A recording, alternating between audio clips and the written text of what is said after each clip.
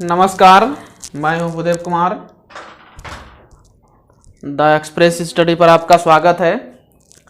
आज हम लोग बात करेंगे एक्सरसाइज 3.2 का 4 नंबर के जितने भी सवाल हैं उसको हम लोग आज देखते हैं। चलिए, 4 नंबर क्या कह रहा है कि निम्न रेखिक समीकरणों के युग्मों में कौन से युग्म संगत या असंगत है। यदि संगत है तो ग्राफीय विधि से हल ज्ञात कीजिए। यानी आपको इसमें 4 सवाल दिए गए हैं। 4 नंबर में टोटल 4 क्वेश्चन है, यानी 4 नंबर का क्वेश्चन में टोटल 4 नंबर क्वेश्चन दिया हुआ है। उसमें से आपको बताना है कि इसमें से देखना है कि संगत और असंगत कौन कौन सा है। यदि कोई इसमें जो प्रश्न जो सवाल इसमें अगर संगत है तो उसको क्या करना है, ग्राफीय विधि से हल ज्ञात करना है। यार जो असंगत है उसको छोड़ देना है। असंगत है तो उसका तो हल नहीं होगा, तो आपको जो संगत है उसी को हल ज्ञात करना है। तो देखिए, इसको आप पहले देख चुके हैं कि संगत कौन सा समीकरण संगत होता है, कौन सा समीकरण असंगत होता है, तो इसको हम लोग पहले से ही देख चुके हैं। देखिए यहाँ पर क्या है कि a1/a2 बराबर b1/b2। अगर पहला कंडीशन में यानी पहला अनुपात अगर लेते हैं उसी में अगर मेरा दोनों अगर बराबर नहीं होता है, यानी पहले में अगर दोनों बराबर नहीं होता है, दोनों रेशियो अगर बराबर नहीं होता है तो क्या होता है, संगत होता है। और a1/a2 बराबर b1/b2 बराबर c1/c2 अगर तीनों का अगर रेशियो लेते हैं, दोनों समीकरण में तीनों का अगर रेशियो लेते हैं तो तीनों अगर बराबर होता है तो ऊपर भी ये क्या होता है, संगत ही होता है। तो असंगत कब होता है, a1/a2 बराबर b1/b2 बराबर नहीं है c1/c2, यानी ये दोनों मान बराबर होता है और ये तीसरा के मान के बराबर नहीं होता, यानी तीसरा अनुपात जो रहता है उसके बराबर नहीं होता है। तो उस समय क्या होता है, असंगत होता है। तो आपको एक ही चीज याद रखना है कि तीसरा अनुपात जब बराबर नहीं हो तो उस समय क्या होगा, असंगत होगा। तो चलिए, कोई दिक्कत नहीं है। चलिए हम लोग इसको रेशियो निकालते हैं। सबसे पहले लिखते हैं, चलिए हल। इसका गुणांक लेना है। a1 और a2 क्या है, गुणांक है। गुणांक का मतलब x के साथ जो गुना है, y के साथ जो गुना, उसी को हम लोग क्या कहते हैं, गुणांक कहते हैं। और जो c किसको बोलते हैं, जो आपका अंक में दिया हुआ रहता है उसको हम लोग c बोलते हैं। चलिए तो इसको करते हैं a1/a2 बराबर तो a1/a2 का मतलब हो गया 1/2, और इसमें क्या है, y का गुणांक क्या है, 1 है, और इसमें क्या दूसरा समीकरण में क्या है, 2 है, और यहाँ पर क्या है 5/10। तो अब इसको कटा दीजिए, 5 का 5, 5 दूना 10, यानी आपका क्या हो गया फाइनली 1/2 आया बराबर 1/2 आया बराबर 1/2 आया। आप देख रहे हैं कि मेरा कौन सा कंडीशन को फॉलो कर रहा है, यानी आपका कंडीशन जो है चूँकि a1/a2 बराबर b1/b2 बराबर c1/c2, ये कंडीशन क्या हो रहा है, फॉलो कर रहा है। इसीलिए क्या होगा, ये संगत है, यानी ये क्या हो जाएगा, ये संगत होगा। संगत है तो क्या होगा, तब संगत है तो इसको ग्राफीय विधि से हल करना होगा। चलिए तो ग्राफीय विधि से इसको हल करते हैं। इसको बोल देते हैं समीकरण 1 और इसको बोल देते हैं समीकरण 2। लिखते हैं यहाँ पर समीकरण 1 से इसको ग्राफीय विधि से हल करना होगा। समीकरण 1 क्या है, x + y बराबर 5 है। तो इसको देखिए हल कीजिए, x या y को फ्री कीजिए। मान सारणी लेने के लिए x को ही फ्री करते हैं, क्या होगा 5 - y। अब लिखते हैं मान सारणी।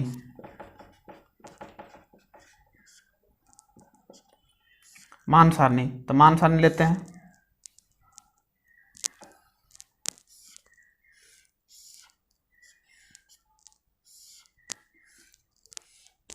x y।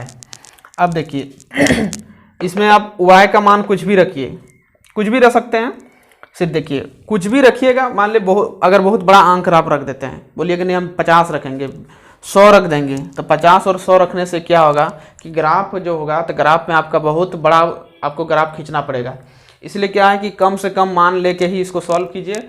ग्राफ कोई भी लीजिए, कितनों भी वैल्यू लीजिए, कितनों बड़ा से बड़ा वैल्यू लीजिए, कितना से छोटा वैल्यू लीजिए, तो सबका ग्राफ जो है सबका एक ही आएगा और सबका आंसर जो होगा लास्ट में आपका सेम आएगा। चाहे ग्राफ आप कोई भी मान लेके बनाइए, सही सही अगर बना रहे हैं तो आपका ग्राफ जो है वही चीज़ आएगा। इसलिए मान कुछ भी लीजिए लेकिन आपको सॉल्व सिर्फ सही सही करना है, इस चीज़ को आपको ध्यान रखना है। चलिए तो यहाँ पर लेते हैं y की जगह लेते हैं, यानी x बराबर मेरा 5 माइनस वाई है। तो हम किसका मान बैठाएंगे, इसका मान बैठाएंगे, y का मान बैठाएंगे। तो y का मान अगर हम 1 रखते हैं, मान ले हम y का मान 1 रख दिए, तो y का मान 1 रख दिए तो क्या हो जाएगा 5 माइनस 1 बराबर 4। ये किसका मान निकला, x का। कब, जब 1 रख देते हैं, y का मान 1 रख देते हैं तो उस समय मेरा x का मान कितना निकल रहा है 4। यानी y का मान जब 1 रखे, यानी यहाँ पर रखे तो 5 में घट गया तो 4 बचा। अब 2 रख दीजिए या कुछ भी रख दीजिए, 5 भी रख सकते हैं, 4 भी रख सकते हैं, कुछ भी रख सकते हैं। चलिए 2 रख देते हैं, तो y का मान 2 रख देंगे तो क्या हो जाएगा, यहाँ y में ये घट जाएगा 5 में वहाँ 2 घट जाएगा तो कितना बचेगा, तो 5 में 2 घट जाएगा तो आपका 3 बचेगा। यहाँ पर आपका 1 रखे तो 4 बचा, और जब y का मान 2 रख दिए तो 5 में 2 चला गया तो 3 बचा। अब फिर ये पहला समीकरण का हो गया। अब चलिए दूसरा समीकरण लेते हैं। समीकरण यहाँ पर लेते हैं समीकरण 2 से। समीकरण 2 क्या है, 2x प्लस 2y बराबर 10। तो ये है, आप यहाँ पर कर सकते हैं कि देख रहे हैं कि 2 सब में कॉमन है, तो आप यहाँ लिख सकते हैं 2 नॉट इक्वल टू 0। इसका मतलब हुआ कि दो कॉमन लेकर के सबको कटाने पर या 2 से सबको भाग देने पर। तो चलिए अगर सबको 2 से भाग देंगे तो क्या बचेगा, इसके पास x बचेगा, इसके पास क्या बचेगा y बचेगा, इसके पास 5 दूना 10। आप देखिए कि यही चीज़ आपका आ गया, जो समीकरण 1 में था वही चीज़ यहाँ पर समीकरण 2 में भी आ गया।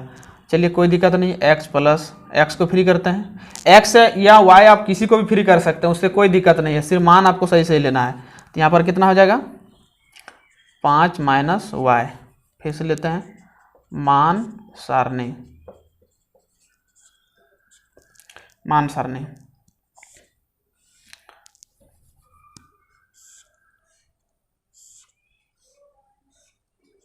X Y. अब देखिए यहाँ पर वही चीज़ आया है, यहाँ पर x बराबर 5 माइनस वाई था, यहाँ पर भी वही चीज़ है। तो आप देखिए अलग भी मान ले सकते हैं अथवा अलग नहीं भी ले सकते हैं।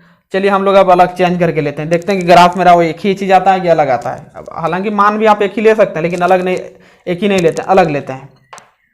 चलिए यहाँ पर हम y का मान ले लेते हैं, y का मान 3 ले लेते हैं। y का मान अगर 3 लेंगे तो 5 में 3 चला जाएगा, कितना बचेगा 5 में 3 चला जाएगा तो 2 बचेगा। अब क्या करेंगे 4 ले लेते हैं, y का मान 4 लेंगे तो 5 x का मान कितना हो जाएगा 4 यहाँ घट जाएगा, 5 में 4 घट जाएगा, कितना बचेगा 1 बचेगा। ये हो गया। चलिए अब ग्राफ बनाते हैं। अब देखिए इसमें दोनों मान सारणी में इसी के साथ साथ आपको ग्राफ खींचना है, तो ग्राफ कॉपी में आप लोग खींचिएगा। अब देखिए ये यही दोनों मान सारणी की सहायता से आपको क्या करना है, ग्राफ खींचना है। तो यही दोनों के सहायता से आपको ग्राफ जो खींचना है, तो इसमें देखिए ध्यान दीजिए कि इसमें दोनों में माइनस वैल्यू नहीं है। ऐसा आप लोग को बताए थे, पहले बता चुके हैं, या आप लोग पहले से भी जानते होंगे कि ग्राफ में क्या होता है, ये 4 चतुर्थांश होता है। x इधर होता है x डैश, और इधर होता है y, इधर होता है y डैश, इधर होता है प्लस में, इधर प्लस में मान होता है, इधर इसका भी y का प्लस मान होता है और इधर माइनस में होता है। तो ये हम पूरा तब लेंगे जब हम यहाँ मान सारणी में देखेंगे कि यहाँ पर कोई भी अगर मान अगर माइनस में रहेगा तो हम इसको लेंगे। ऐसे अब ले भी सकते हैं लेकिन कोई ज़रूरत नहीं है, क्योंकि इसका आवश्यकता नहीं है, क्योंकि यहाँ पर आप देख रहे हैं कि माइनस में मेरा मान नहीं है, इसलिए इसको लेकर के कोई फायदा नहीं है। इसलिए आप क्या करेंगे, सिर्फ प्लस वाला को ही लेंगे। चलिए प्लस वाला को लेते हैं, सिर्फ ग्राफ खींचते हैं। यहाँ पर आप लोग स्केल से पेंसिल से बढ़िया से खींचिएगा। ये है x अक्ष और ये है y अक्ष, ठीक, ये 0 है। अब स्केल से माप करके 1 सेंटीमीटर या 2 सेंटीमीटर आप कॉपी के हिसाब से जितना बड़ा हो उसको लेना है। स्केल से माप करके आपको लोग को लेना है।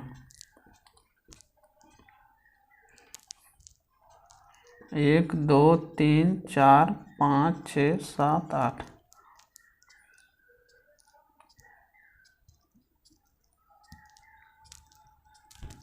एक 2 3 4 5 6 7 8। अब देखिए यहाँ पर 1 2 3 4 5 से ही लिए, 1 2 3 लिए, क्योंकि मेरा देख रहे हैं कि हमारा इस मान सारणी में अधिकतम 4 है, इसमें भी 4 ही है, तो हमको उससे और ज़्यादा लेने की आवश्यकता नहीं है। चलिए अब पहला सारणी से लेते हैं। पहला में क्या है कि x का मान 4 है, y का मान 1 है। x का मान 4, तो x, ये तो x अक्ष है और ये y अक्ष है, तो x का मान इस अक्ष में देगा, तो x का मान ये 4 है, तो इसको बढ़ेंगे, और y का मान कितना है 1 है, तो y का मान आपका 1 कहाँ होगा, यहाँ पर इस दाम होगा, यानी दोनों आपस में ग्राफ कॉपी में तो आपका मिला हुआ रहेगा। ये हो गया आपका x का मान 4 और y का मान 1, ये एक बिंदु प्राप्त हो गया। उसके बाद बोला x अक्ष का 3 और y अक्ष का 2, x अक्ष का 3 और y अक्ष का 2, तो यहाँ पर 2 है आपका यहाँ पर। चलिए ये क्या हो गया आपका, ये आपका हो गया 3 x अक्ष का और इसका 2, ये हो गया। अब क्या करेंगे, दोनों को 3 और 2 हुआ, अब स्केल से रख करके इसको यहाँ से दोनों का मिला करके आपको खींच देना है, स्केल से खींच देना है। चलिए अब उसके बाद ये दूसरा समान सारणी को लेते हैं। x का मान 2 है, तो यहाँ पर 2 होगा, ग्राफ कॉपी में आपका लाइन खिंचा हुआ रहता है, और y का मान 3 है, तो y का मान 3 कहाँ है, यहाँ पर होगा, यानी आपका जो है इस जगह पर कटेगा, तो ये लिखेंगे यहाँ पर 2 3। x का मान अब क्या है 1 है, x का मान 1, यानी यहाँ पर है x का मान 1 और y का मान 4, y का मान कितना है 4 है, इसे इधर बढ़ाएंगे 4 यहाँ पर है, तो यानी आपका कहाँ कहाँ बिंदु प्राप्त हुआ, एक बिंदु यहाँ प्राप्त हुआ, एक बिंदु यहाँ प्राप्त हुआ। अब अगर इसको खींचेंगे तो आपका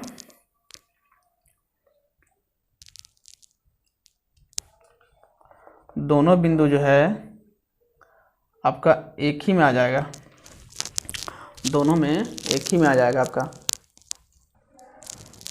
अब स्केल से अगर खींचेंगे तो आप देखिएगा कि आपका जो ये लाइन जो है, ये लाइन आपका बिल्कुल एकदम ये उसी लाइन पे जा कर के मिलेगा, यानी आपका चारों लाइन एक ही में मिल जाएगा। अब ध्यान से थोड़ा सा बनाइएगा, ये जो लाइन है, ये लाइन ये इधर से गया था और यही लाइन इसी में चलेगा, और आप लोग पहले से पढ़े थे कि अगर तीनों बराबर होगा तो क्या होता है, ये संपाती होता है। तीनों अगर बराबर होगा तो संपाती, और संपाती का मतलब उसी में खींचेंगे लाइन, एक लाइन खींचेंगे और फिर वो दूसरा रेखा उसी पर चला जाएगा, इसीलिए इसको बोलते हैं संपाती। आप देखिए मान हम बराबर नहीं लिए हैं तो पर भी मेरा लाइन जो है एक ही में आ गया। आप खींचिएगा, ढंग से खींचिएगा थोड़ा, लाइन आपका बराबर ही आ जाएगा, उसी पर आ जाएगा, यानी एक लाइन खींचे और एक लाइन उसी पर आपका चल गया, यानी यही हो गया आपका ग्राफ हो गया। तो इस ग्राफ से आपका क्या हुआ, संगत तो है, लेकिन कोई x और y का मान कोई आपको प्राप्त हुआ नहीं हुआ। क्यों, क्योंकि ये आपका अपरिमित रूप से अनेक हल है, यानी x और y का मान आपको डिफिनिट मान प्राप्त नहीं होगा। इसको लिख सकते हैं, अतः अपरिमित रूप से अनेक हल होगा अथवा है। अपरिमित रूप से अनेक हल है, इसका मतलब हुआ कि यहाँ पर ग्राफ विधि से हमको हल करने के लिए बोला गया है। तो अभी हम देखते कि ग्राफ विधि से अगर मान ली यहाँ पर ऐसे कटता, एक लाइन इधर से गया और एक लाइन इधर से आ गया, यानी यहाँ पर जिस जगह पर अगर कटता उस जगह हम लोग मान प्राप्त होता। लेकिन ये आप ये लाइन देखिए कि ये लाइन कहीं पर नहीं कट रहा है, एक ही लाइन पर वो दूसरा लाइन चला जाता है, इसीलिए इसका x और y का मान कोई डिफिनिट मान प्राप्त नहीं हो रहा है, इसीलिए इसको बोलते हैं अपरिमित रूप से अनेक हल है।